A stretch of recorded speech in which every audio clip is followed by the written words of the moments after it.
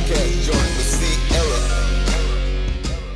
Yo, what's the deal? This is T-Money, and you are watching the T-Money podcast joint with my co-host, Ciara Ross. Hey. How's you doing there? How's everything? Good? You know we Kit Kat cooling around these streets. You know it wouldn't be long before you started with the Kit Kat cooling again. Once again. It's all good, man. So listen, today we have a special guest. And this gentleman, I speak a lot about great people that come on our show. You know, this is a hip-hop program. And I speak a lot about how great they are, right? But today, I need to take that to another level. This gentleman that has been on our show is literally been to hell and back, and he speaks to perseverance. He speaks to intelligence. He speaks to strength, and he's just a great man. And he's here to talk to us in regards to his journey through what he's been through and what he's doing now as it relates to Life after.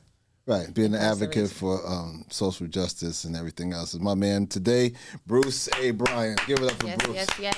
Nice to have you here, sir. Thank you.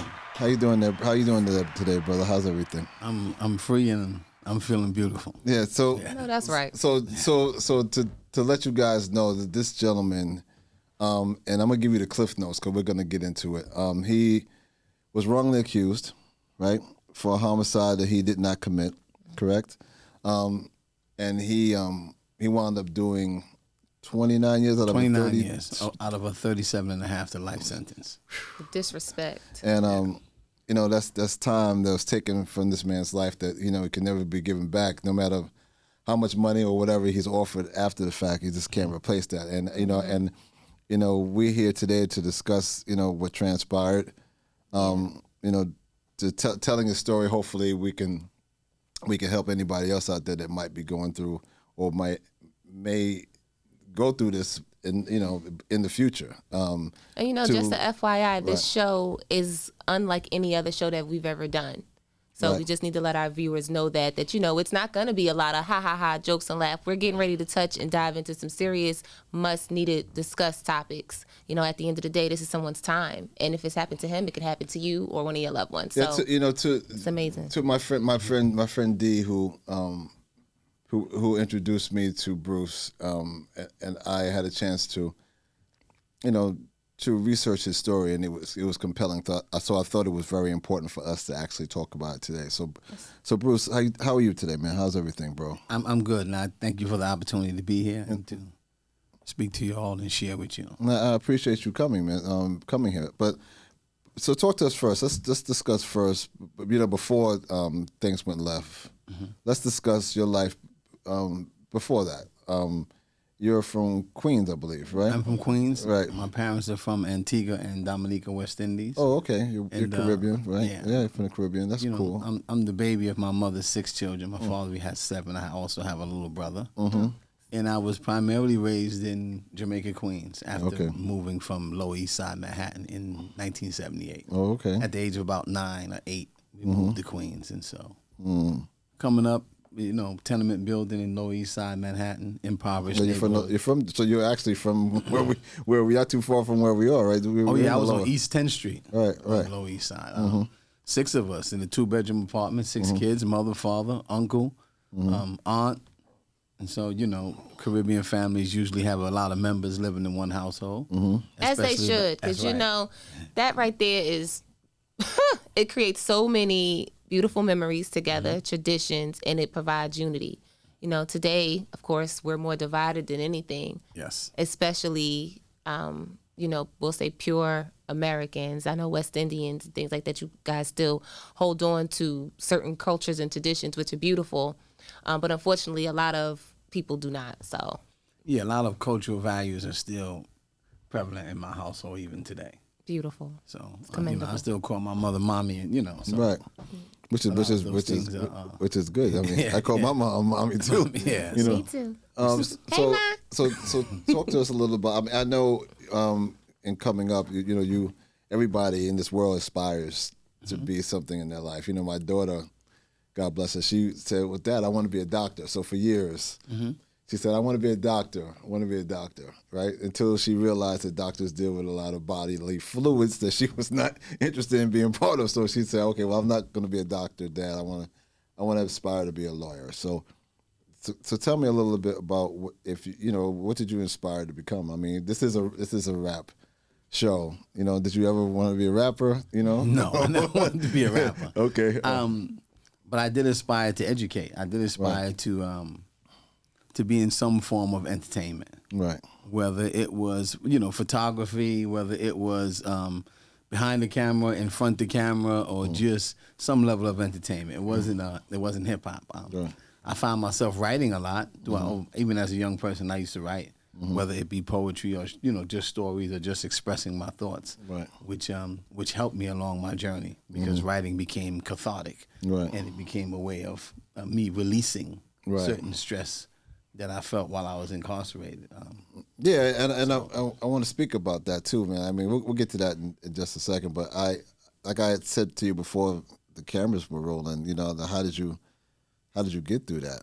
Because honestly, to be incarcerated for 6 months is hard on anyone. Unless you consider yourself a professional one that goes to prison or goes to be incarcerated all the time, but you didn't have that issue, right? You were, from what I'm gathering, from what I saw you on the Rogan show, and you had mentioned that you were trying to get, I think your girlfriend's daughter ready. Can you just take us back to that My day girl. from your perspective? This is what compelled me so much to actually have you on, because that I put my you got to put, when you listen to stuff like that, you got to put yourself in that position. That's right. And then when you said I was working trying to get my girlfriend's daughter ready for Halloween because she wanted. You were really specific in regards to the cake and how she liked chocolate and how she was trying to get. Let him tell it. Right? No, I'm not telling the whole story. But talk to us a little about that. I'm glad that you said you empathize with trying to put yourself in that position, because it's actually the first time I've heard somebody say that. Right? Yeah, man. Because that's in speaking. Period. I think that's important. I think being able to identify what that day was like, what a person's everyday living was like at that particular time in their life, gives you a better understanding of what it is to be a young black man in America, right? And how old were you at the time? I was 23. I'm 54 now. So October 30th, 1993, my friend at the time, my girlfriend at the time, she had a niece named Savitri. Oh, it was her niece, okay. Yes, it was her niece, and she had a costume that was actually too big for her, so she wanted to change her niece's costume. Niece might have been 3 or 4 for a Halloween party. And she woke up that day, and she actually had a desire for chocolate cake. So she said, I want to change my niece's costume, and I want to get some chocolate cake. I said, what chocolate cake you want? She said, I like the chocolate cake that I got from Red Lobster when we were there before. So I said, okay, well, we'll do that. So, during the course of going to change my niece's costume at Woolworth and then stopping off at a party store on Guy Brewer Boulevard, I happened to run across somebody that I know, that I hustled with, because I hustled in the street before. Right. If you know anything about Jamaica, Queens, Guy Brewer Boulevard is like an open market where... Of course, especially back then. Especially back then, where different people hustle on the corners and stuff like that. At that time, I was smoking weed. So we stopped off there in a cab. Cab driver number 62 from Unity Cab Stand. I mean, just talking about it makes me replay it in my mind, right? And my man is nodding his head because he knows exactly what I'm talking about. And the cab stand is still there. So we took the cab. Wow. It's still there to this day? Still there. The cab stand is still there to this day. So we took the cab. When we stopped off at the party store on Guy Brewer Boulevard, and I saw a friend of mine, we stopped, we talked about getting weed. It was less than 60 seconds before 2 guys came around the corner across the street and saw my friend, and he said, those look like the 2 guys that robbed me and shot at me the day before. Oh, wow. And I said, yeah. And as we started to walk away, the guys came around the corner and went inside of a beauty salon. when he went inside the beauty salon, particularly to pull his gun out, and then come out the beauty salon and pointed it at Michael, and he and Michael began shooting at each other. And as a result of that, his partner's stepson, the guys that were robbers, his partner's stepson was hit with a stray bullet and died inside the beauty salon. Wow. So it was a tragic incident all the way around. And you know, till this day, I always like to tell the full story because someone lost a life. Exactly. That's And sad. it's sad, even though I lost 29 years wrongfully convicted, and nothing could ever replace that. But you're still here. I think I'm still here, but I think that when you take situations that happen like this in the inner cities, police departments always try to exploit it and make it other than what it is. So their job is sensationalism, to lock up whoever we can lock up and charge them with a crime. Right? And thus begin, a journey. Because at some point in time, all they want is a body. You know all they want is a body. Right. They actually got 3 bodies that day. Right. You know, they convicted 3 of us. Right. 2 of us, which are actually innocent. Which is, they made it seem back then. What happens in Queens is Queens were known for a lot of drug crews. You know, you had the Fat Cats, you had the Supreme Teams, you had the 40 Project. So they were made up of crews. So it was easy for a rogue prosecutor, former Queens prosecutor John Scarpa, And we gonna talk about you, Mr. John. to fabricate something as if it was something out of a New Jack City movie and make it appear to be something that it wasn't. A drug crew, engage in a shooting as if it was premeditated when it was some spontaneous act between 2 people who were never charged and who were incentivized for, of course, taking a stand and lying. Wow. So they were never charged for that crime. absolutely not. And you were the fall guy. Absolutely. So how did John Scarfer, right? Or Scara? Yes. Scarfer, right? How did he wind up using you as the fall guy? How did he wind up picking you? With John Scarpa, what I believe he did was John Scarpa decided that because no one in this area actually, these people don't know me. I'm not from there. I think what John Scarpa did was he canvassed the neighborhood, and he looked at everybody that all of his what he called confidential informants, Right. and they gave them names that they knew that hustled, and they took those names, did a background check on them, and saw, okay, this guy's been arrested. This guy been arrested before for drugs, and let's put this story together. And they concocted a story. Right.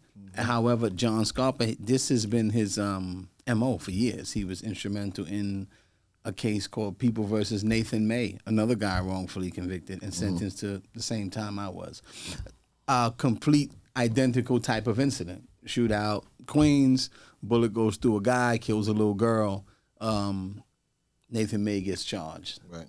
Prior to that, he had People versus Gary Stedman, another case. Guy's house gets shot up in Hollis, Queens. Stray bullet goes through the house and kills his mother. Guys are sentenced to 15 years for that, wrongfully convicted. And all of these convictions were subsequently overturned because of John Scarpa's misconduct. Now, at one point, didn't you become a whistleblower or blow the whistle and tell people that he was corrupted or something of that nature, and you were From dismissed? the time I was incarcerated, I was blowing the whistle and talking about my innocence. From the time I was arrested and placed in Queens House, Rikers Island, I've been telling this story over and over again. And in Queens at the time, under Richard Brown, it was, anything goes at that time. These were the 90s where they were arresting entire blocks during this era. And how did that affect your mental health, I should say? Because a lot of times we do try to, I guess, express ourselves, but a lot of times we're dismissed and we're ignored, which now has made society non-expressive and non-vulnerable. So how has that affected you? I think for me it was deeply depressing initially. I went through that phase of depression, grief, and just feeling like I was the voice in the wilderness that no one would hear. And initially, you don't really know if it's ever going to come out, if someone's ever going to say, okay, we get it. And this goes on for years and years and years. In the law library every single day, sometimes twice a day, asking for help, seeking for help. And it got to the point where you had a few pastors in the prisons, like in Queens House and on Rikers Island, that kind of believed in me, and they would actually come to court and say, we kind of believe in this guy. These were reverends that I met that worked in the jail that started coming to court for me, and started, they were the first people that actually said, we kind of believe in this guy outside of my family, right? And you feel like, okay, I'm getting across to someone, and you say, okay, the truth is going to prevail at some point. But when those days turn into weeks, months, and then those turn into years, you find yourself in a state of depression.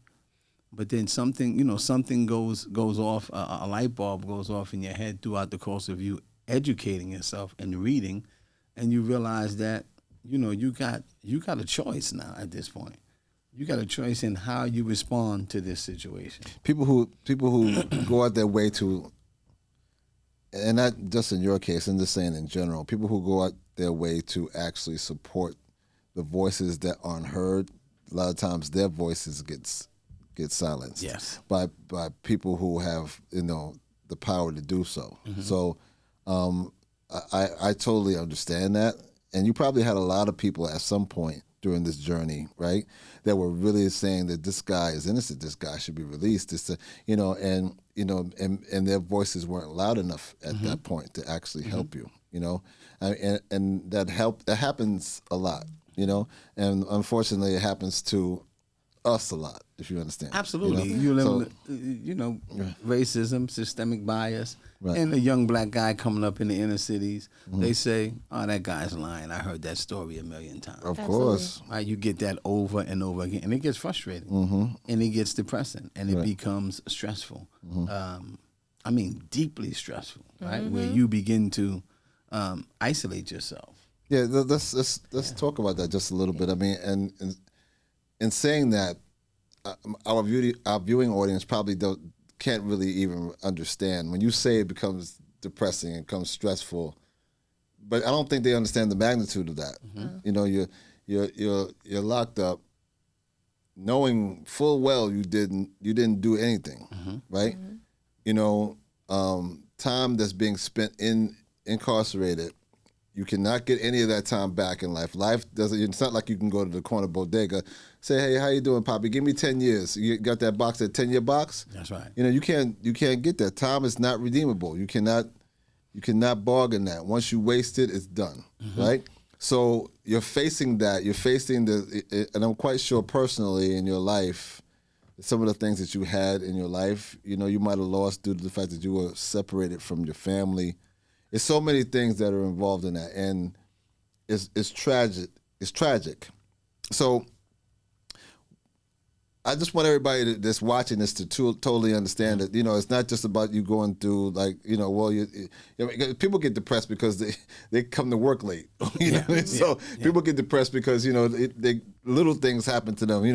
They get aggravated because they're driving behind a slow driver. I'm not talking about anything like that. I'm talking about what you had to go through and why your journey, it speaks to your testament of you being right here today. It says to me that you are an incredible human being. Understand? Because you have to ask the question right now. When I'm looking at you, I say, "Excuse me. Why didn't you hang up? Why didn't you get so depressed that you may have ended your own life? Why didn't you do something in jail based on the fact that you were so depressed that it gave you another 30 years or another life sentence?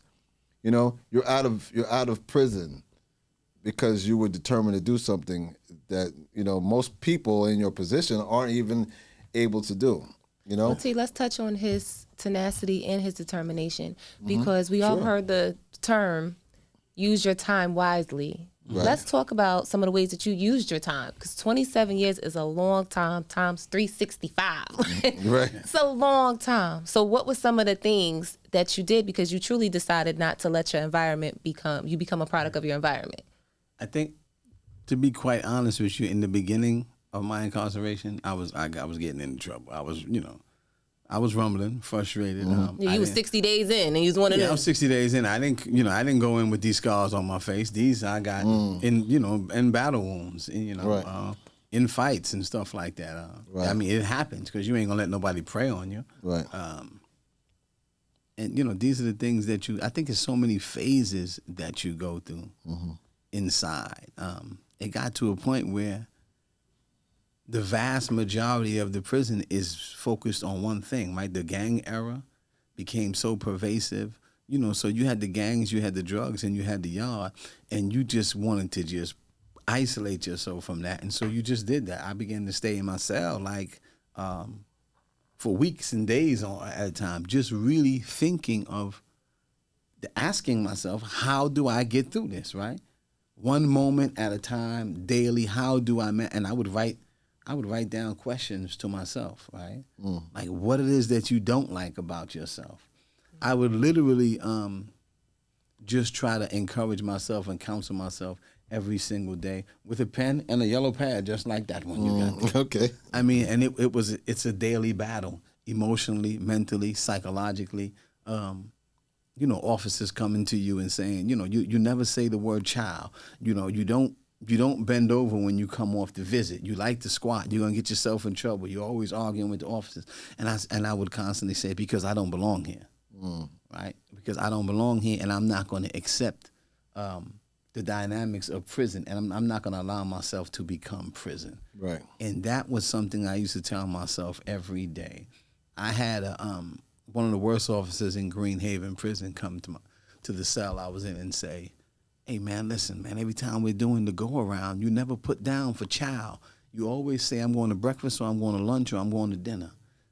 You're going to stop doing it. You're going to get in trouble. I said, listen, I don't know what child is, and I'm never going to stop doing that. You can lock the gate and leave me in here and deprive me of it, but I don't eat child.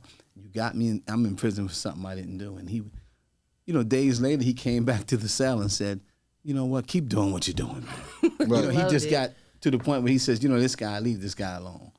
Because I think when people see you differently, they see a different person. So I think that, it's important that you find the wherewithal within yourself to try to be resilient. Resilient is built. It's not something that you just come out with. And for me, it was writing. I would write constantly. I would try to help other brothers, and I would always be in the books. And I'm not talking about hood novels, which I thought were, did some of our people a disservice inside.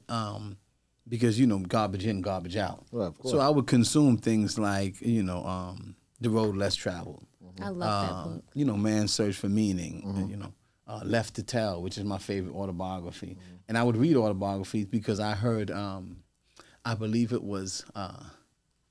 wasn't Clive Davis. It might have been Quincy Jones before he wrote his autobiography called Q.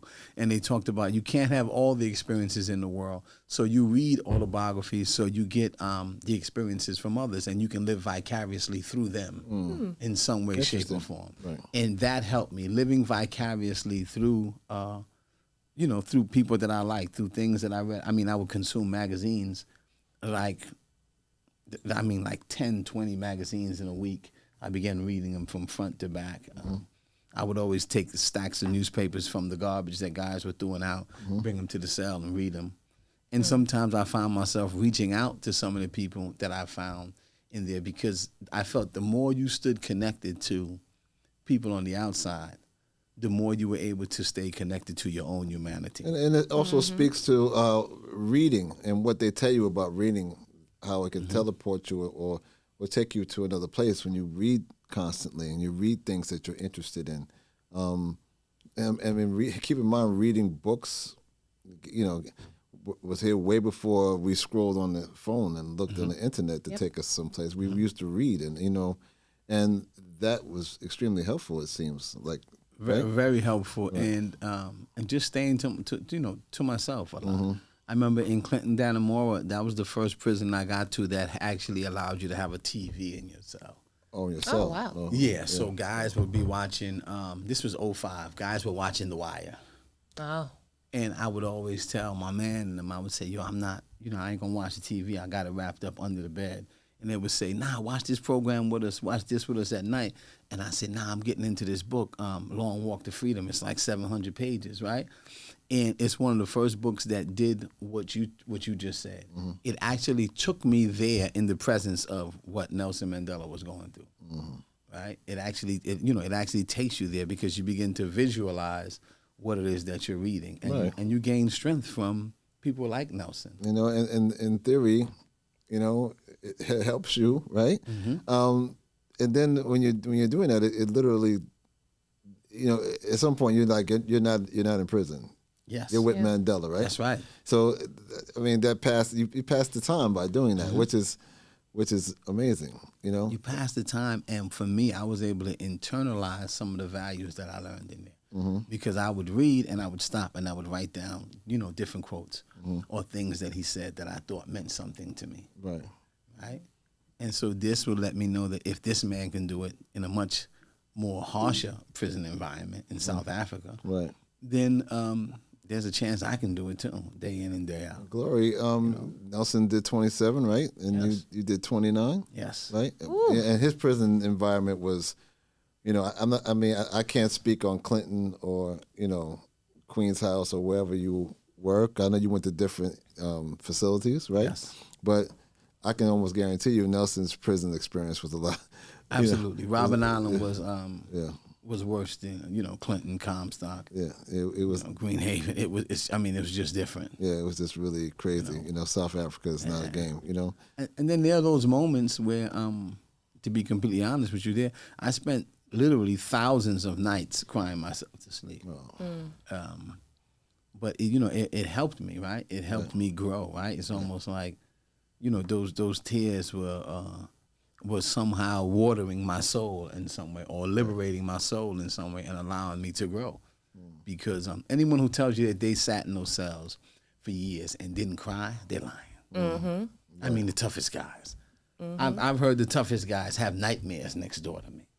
Well, because, you know, and I can't speak on firsthand experience, but most people, from my understanding, feel forgotten about while they're incarcerated. Can you touch on the importance of having a connection, having someone, you know, that actually picks up the phone? Because I'm not going to hold you. When I was growing up, I had a few family members that did get incarcerated. And back then, I'm sure it's changed now, but you would have to call, collect. And let me tell you, I got into a lot of trouble accepting them calls because it's $5 for 10 seconds. And when you do it multiple times, and then, you know, you got to get slick and do the 3-way call. Sorry. But I know now they changed it.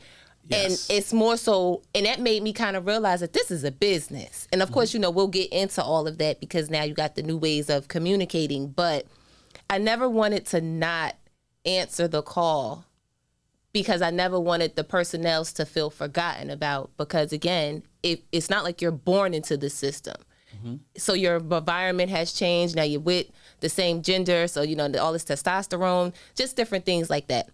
But because I can't speak on it from that experience living it, can you just stress to the viewers and the audience of the importance of staying connected to someone that is possibly doing time?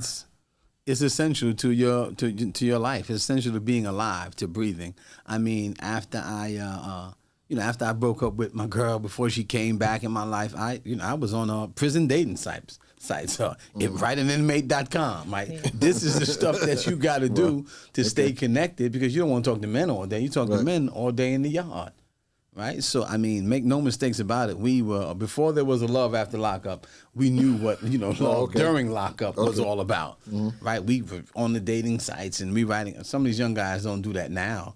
But in the 90s, friends beyond the wall, just so you can have someone to communicate with.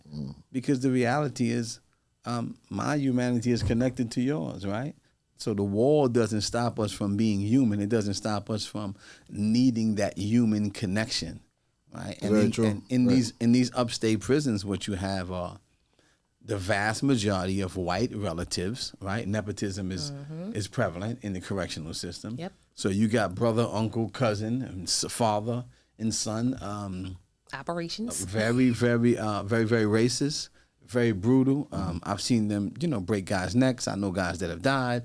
I know guys that have been handcuffed and thrown down flights of stairs. This is not something I heard. I've watched this with my own eyes. Right? I know guys that have been beaten so bad. My neighbor, I was next door to a friend of mine in the box. He was pissing blood for days before he got medical attention as a result of the whipping that he got from white racist correction officers in upstate New York. I mean, it's I can't explain it any other way, right? And that's not going on in New York, so let's just clarify. It's not just going on; it's across the country. Yep. And God help them guys out in places like Texas and Mississippi, where it's probably magnified, right? Right, on without a question. much deeper level, right? And sometimes sometimes the lives disappears. I've been in prison where guys' families come up to visit them and they died 2 days before. And the prison didn't notify them that your son was just killed or your son died or your son was stabbed in the yard and was killed. So it's so important that you have that support system on the outside to allow you to say, well, I have something to hope for. Because once you give up hope, I mean, you can go from hopeless to being hopeful, or you can go from hopeful to being hopeless. And I know a lot of guys that have gone from in initial stages, I'm going to win my appeal, and they're hopeful, and every door closes on them, and they become hopeless. And next thing you know, this guy is he found himself getting high off of K2, smoking paper. 6 months after smoking that, this guy winds up, he's a suicide attempt. These are guys these were stand-up guys prior to that. You said smoking paper? Yes. Just regular paper? Regular paper sprayed with chemicals on it. That's the right. new K2 inside of prisons across the country. Across the country. And guys are smoking that. And then they're winding up in mental health units, needing to see someone to talk to. Wow. Right? So my family is so important. What blows my mind, I don't kind of understand why people choose to go back. Now, some people, I've heard, go back for the dental plan. Is that a true thing that you have heard about? I think what happens is this, right? The prison system has become the biggest psychiatric center in America, right? So, you're talking about 40% of the people incarcerated have mental health issues, right? And that's only the ones that have been diagnosed. So oftentimes what happens is prison is doing what it was designed to do, create a permanent underclass, right? It's the only system that thrives off of failure, with the exception of maybe, as I say, dating apps. One relationship fails, you got to pay that money to get back on eHarmony or Match.com, right? So prison thrives off of that. You go in and they claim to rehabilitate you and they let you out, right? And within the first 3 years of being out, you're back in because they didn't address because you violated in some way. They didn't address your mental health. They didn't address your cognitive behavioral therapy. They didn't address any of that, right? They didn't address any of the needs that you had. It's like if you have a dealership. If you have a dealership and you're selling cars, and 70%, because nationally it's close to 70% of people that engage in recidivism that go back to prison within the first 36 months. If any of you are selling cars and 70% of the cars that you sell have to be returned to you within 3 years, T-Money, your car dealership is going to fail. Without question. But prison is not going to fail because it's a machine designed to do that, right? You have everything from free labor, right? Right now, today, it may sound crazy, but it's close to $500,000 to keep one person on Rikers Island for a year. Yeah. Close to $500,000. They get paid, each person. To keep a person, the state, you're talking about over $80 billion is spent on some of them are the personally prison funded. Industrial complex across America. So this is like a societal loan. So if 70% of who you release comes back, then you're getting paid again. Absolutely. So how's the prison system losing? They're not. They're not losing. They're not losing. And they offer you no assistance outside the prison to rehabilitate or to get back into society in a way that will prevent you from returning, which is a hustle. And then there's the private sector, as the sister just mentioned, right? I don't know if you're familiar with the documentary called Kids for Cash, but if you aren't, I suggest that we all look at it, right? Right. And this was a few judges in Pennsylvania who were getting kickbacks from the private prison sector as a result of them keeping the jails packed with youth. So a guy might have a truancy or an argument or not do his homework. Something as minuscule as that can send him to a juvenile institution, because in order for those institutions to stay up and running, they had to be filled at 80% capacity. Yep. So these judges were funneling young kids into these institutions, and they get a kickback, which resulted in some $30 million for judges. These are the people that actually implement the law, the judges. This is Pennsylvania. So this stuff is wide. This is a widespread system. Now, speaking of the law, in your opinion, and of course, we're minute, but we out here, we growing. In your opinion, what do you think, what law or reparations should be implemented for those that's wrongfully accused? Those that are wrongfully accused and wrongfully convicted, they surely should be compensated, right, financially. But the reality is you never get back that time. So there really is no compensation for 29 years wrongfully convicted. Right, that's what I mentioned earlier. There's no compensation for that. And they can't give you. They can't give you your money back. They can't give you the money. Or time. I'm sorry, your time back. Yeah. They can't give it to you. So there's really no compensation for that. Time is life's most precious commodity. It's the one thing that you spend daily. Can't give right? It's the one thing that's going forward. Right? How you manage your time can determine the rest of your life. Right. Well, the reason why I mentioned that is because although we can't change certain things, from my understanding, Mr. John changed the position in his career, which means that prevented him from doing certain things, but he continued to do certain things. Can you just imagine if that particular law didn't change? That man would have kept going, doing everything. Oh, it hasn't changed, right? Prosecutors have qualified immunity. Nothing happens to them. Well, the world might not know what I mean. Explain that to them, please. If the prosecutors have qualified immunity in that a prosecutor can come in here today in T-Money Studio today and lock every last one of us up in here and say we were running a drug conspiracy from the podcast studio. And we can go to jail for a year, 2 years, and they say, oh, we were wrong. Those guys are innocent. Nothing happens to the prosecutor, despite him fabricating on every last one of us in this studio. Yep. Because he has qualified immunity. D, make sure that nobody comes into the studio. Because we're not trying to hear that. Yeah. I got things to do. I don't have no time for that. Yeah, but if a prosecutor was faced with the same penalty as you and I were faced with when we're wrongfully accused and wrongfully convicted, guess what? It's not going to happen. If a prosecutor was required to give up that discovery and all that material. Discovery is all the material that you have pertaining to a case, whether it's exculpatory or not, right? A lot of times they'll withhold exculpatory information. This is why New York State is number 3 in the nation with wrongful convictions, because they often withhold exculpatory information that says the person you arrested is not the guy. But oftentimes, when you're dealing with a system that is premised on that's crazy. Yeah, that is premised on capitalism and often white supremacy. You know, for the lack of a better term, sometimes in some cases and in some states, any nigger will do. Yep. It's really just that simple. Back to Jim Crow. Yep. It's really just that simple. So Bruce, so you did 29. You did 29 years. What year did you get released from? I got released last year. Last year. And how are you maneuvering? And as a result of executive clemency by Governor Kathy Hochul. Salute to Kathy. Absolutely. Salute to Kathy. So, okay, so with that being said, so since you've been out, what have you been doing since you've been out? I when I saw on the Rogan show, you actually got on an airplane. Yes. You've been horseback riding. Yeah, horseback riding. How was that? You're doing things that you haven't done or never did, right before you got incarcerated. How's that been for you? It's been free. It's been freedom. Right.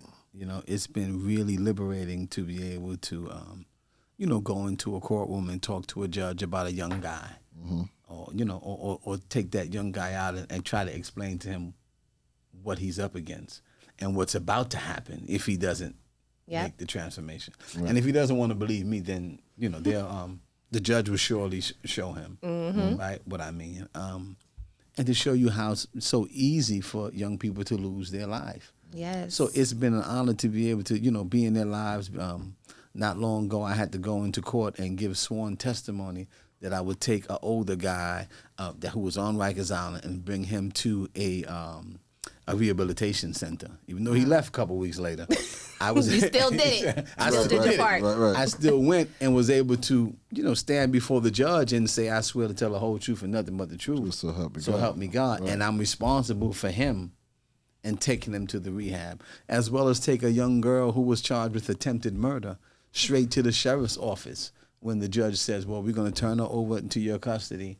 He told the lawyer, well, you got your advocates here. We'll turn her over to them if they'll, be sworn in to take her to the sheriff's office to get an ankle bracelet. Right. And we did just that. And then weeks later, we try to keep her on the right path and keep her involved. Weeks later, the ankle bracelet has been removed. Oh, and she's okay. been doing good ever since. Love it. Manager at McDonald's. These are the things that you live for, right? Because these are human lives. Those moments are priceless. No question. The joy that you get from seeing a young person get on the right path and you were able to impact him in some way, shape, or form.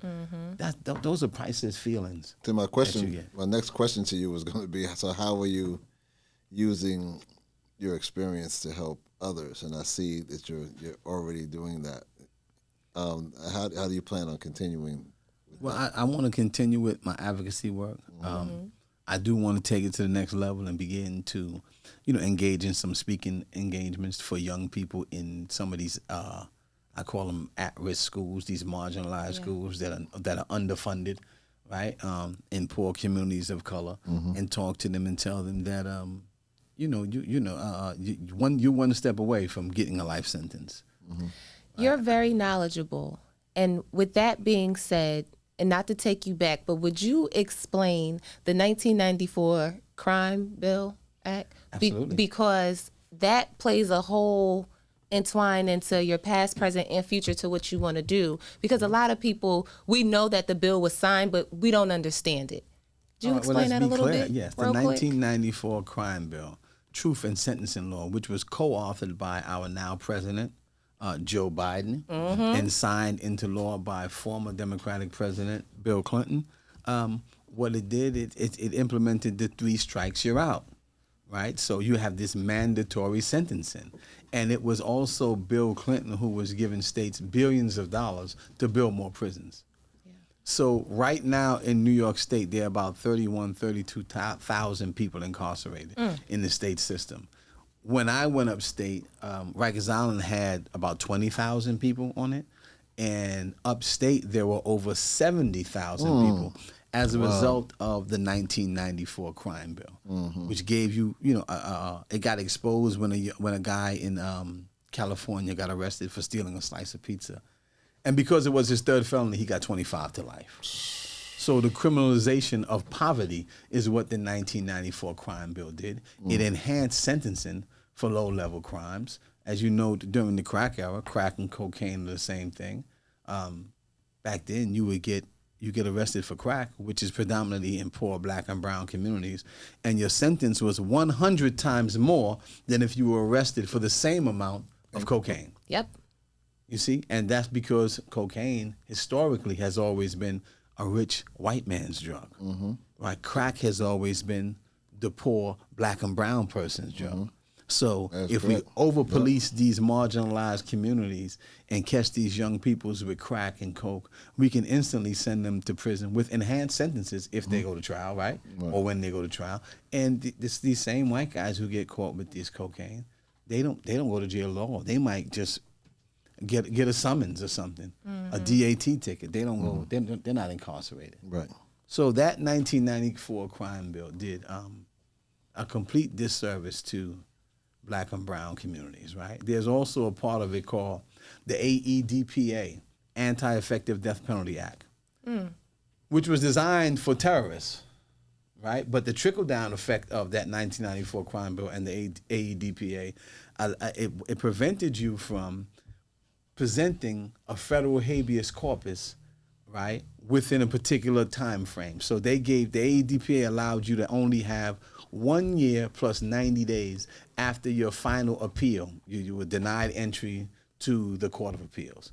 After you're convicted, you're allowed to appeal your case in the appellate division. Right. Most people are shot down in the appellate division. From the appellate division, you're allowed to appeal your case to the Court of Appeals. But you're applying for entry. The Court of Appeals probably allows in maybe 2% of its applicants. So the vast majority of people don't make it into the Court of Appeals. After the Court of Appeals denies you, which is about roughly 2 years, 2.5 years after your conviction, you have the opportunity to do a federal habeas corpus.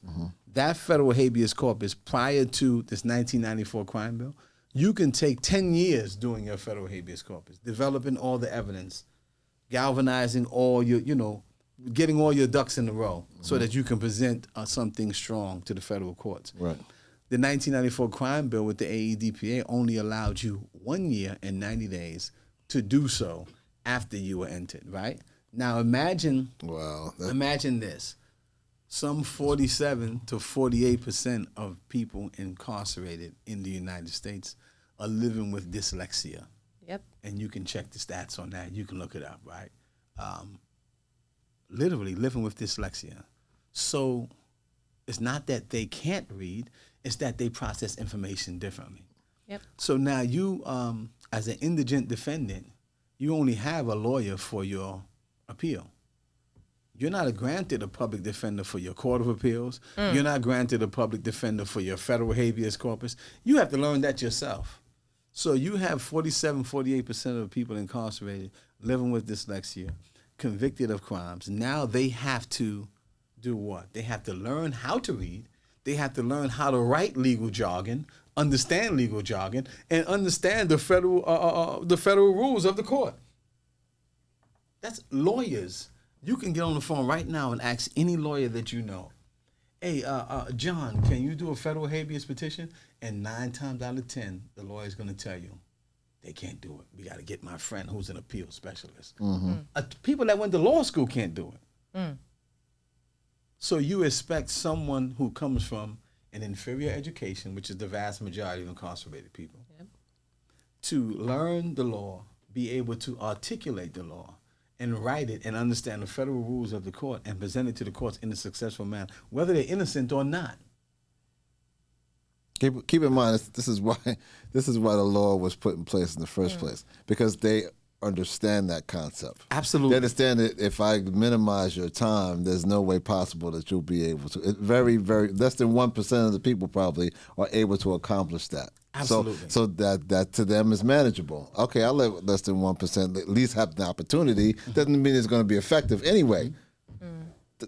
Understand, we just did an interview with a very good friend of mine that we just discussed how they, when I say they, we all know that the powers that be, have all the angles figured out, from the banking system, from the criminal justice system to music, entertainment, whatever. They have all the angles figured out. And when somebody comes up and has an angle that they don't know about, then they become panic-stricken. That's when they run around and offer you all this other crazy stuff, to sidetrack you, So in knowing what you know right now, they knew that. That's why they put it into play, So and that's what's going to make him a great motivational speaker. Yeah, without question, And I'm happy to see that you're actually bestowing this knowledge on me, because this is something what you're telling me, I didn't even know this, And I appreciate you being here and letting our viewing audience know. Absolutely.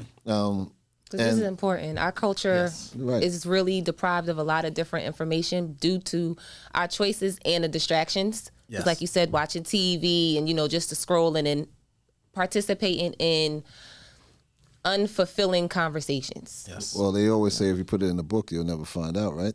This is true, but we also can change the narrative of our conversations. Instead of sometimes people speak to each other every day. So instead of 5 days a week, you talk about fluff, maybe knock it down to 2 and change the mindset. Okay, what do you need help with? How can I help you? Did you know this? Did you know that? Because if I'm looking at something different, you're looking at something different, you're looking at something different, and we actually 3-way each other in for one day, for a half an hour, we've now touched on so many different surfaces. Yes. So at some point, we have to stop blaming the other forces that be, but we also have to take accountability as well. So that's why I said you are truly, I have to commend you. We have to commend you because you took the time. You have so much tenacity. It's just ridiculous. And now you want to go back and take your story and pour into the youth and to our culture to provide understanding, because that's I think what we have a moral obligation to do that, right? Yes. I think that when we change the way we look at children, when we see children differently, you begin to see different children.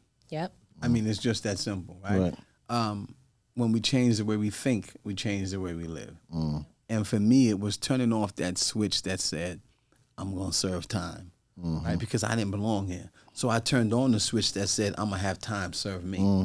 So, and that's when I began my really digging into my educational journey and saying that the only way for me to empower myself so that I can better empower others is to get into the books and find out what I don't know, right? And to learn what they know and that they were keeping from us. Yep. Right? So if you don't read it and we can have a conversation, because some of our kids are visual, right? Some of them not, everyone doesn't learn through reading. Some people learn through audio. Some people learn through visual. So, that's why media is so important. That's why what you're doing is so important. So the kid might not read the book, but he may watch your show and say, I learned something about Chuck D today. Right? I learned something about T-Money today and the shows and what they're doing, right? Maybe I don't have to pursue the angle of being a rapper. Maybe I can be a producer or a production assistant or a journalist, right? Yeah. So it's so important. What y'all are doing is so important because you're magnifying the voices and you're informing and you're educating our people, Thank you. As well as others on the other side. Because we can't just preach to the choir. See, these podcasts, they don't just reach Democrats, they reach Republicans too. They reach independents. They reach independents too. That's very true, brother. So we're speaking to people from all walks of life, and you're informing them and you're educating them about what it is that we go through daily that they don't understand. And using this platform today to have you on is definitely something that I'm extremely happy about, man. Because what you're speaking right now is the conversations that should be had between us. Always. Like, we should have intelligent conversations between us. When I say us, I mean people of color. We should continuously have conversations about positive things, things that will prevent us from being in situations that you had to endure. You understand? I mean, funny enough, to quote Charles Dutton in Menace to Society, he said, the hunt is on, and you are the prey. That's right. This is facts. That just wasn't a movie line. That was the truth. Your life experiences mirrors Denzel Washington in The Hurricane. I don't know if you were familiar with that film, but The Hurricane was a middleweight prize fighter that was sentenced to life. He was wrongfully accused as well. Yes. And it was right here in Ciara's home state, New Jersey, that happened. This actually is an actual fact, And if it wasn't for the public and celebrity and all the people that made noise as it relates to him and his false being falsely accused, he would have went to the chair. So I'm happy that you came today, brother, and I can't really say enough how happy I am, and I can't really say enough about your journey, bro. And I am wishing you the best. If there's anything that this show or myself personally or C, I guess I can volunteer her as well. I don't know about that. I just met him. No, I'm just playing. Anything that you need us to help you do, brother, just reach out, man, and please let us know, man. Yes. Just speak to that camera right there and tell the world where they can find you. If you want to be found. I don't even know if you want to be found. You right. can find me. I'm on LinkedIn, Bruce Bryan. Right. I'm also on Instagram at bruce.bryan24. And my biggest goal is to continue to doing what I'm doing and magnify our voices and help our brothers and sisters that are incarcerated. Right. Whether wrongfully or rightfully, they deserve an opportunity because a person is not born a criminal, right?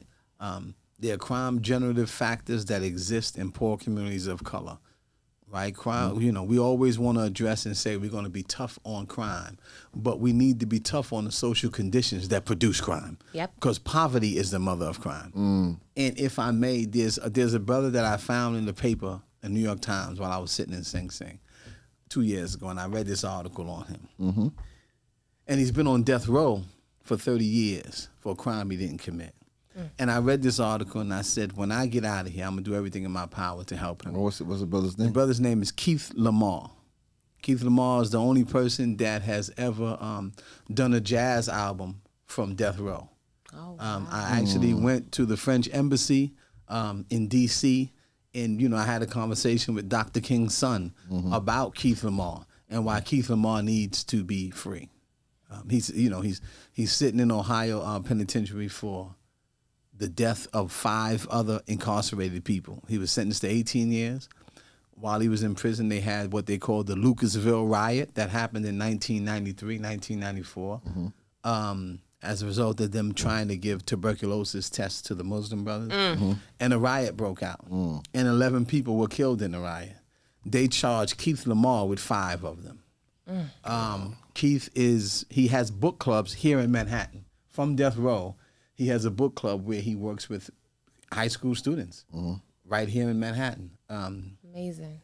He's the strongest man I know, a resilient brother, and I just want to say that, any support that we can give to Keith Lamar and help him get off of death row, I implore our brothers and sisters, man, to absolutely look into Keith Lamar. Salute to him, man. Keep your head up in there, bro. Yes. You know what I mean?